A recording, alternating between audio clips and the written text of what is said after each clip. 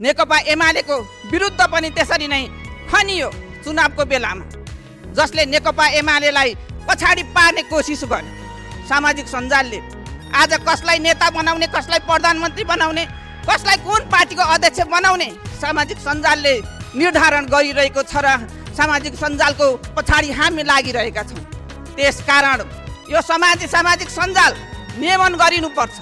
मैले हार्दिक अनुरोध गर्न चाहन्छु सभामुख मार्फत सामाजिक सञ्जाललाई तुरुन्त नियमन गरियोस्। नेकपा एमालेका अध्यक्ष पूर्व प्रधानमन्त्री र पूर्व गृहमन्त्री रमेश लेखकलाई गिरफ्तार गरिएको छ।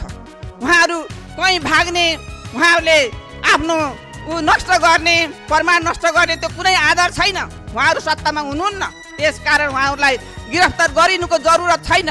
उहाँहरूलाई तुरुन्त रिहाई गरेर अनुसन्धान गरियोस्। म अनुरोध गर्न चाहन्छु, ठुलो दुर्घटना भएको छ देशमा, अनुसन्धान होस्, तर उहाँहरूलाई गिरफ्तार गरिनु आवश्यकता छैन।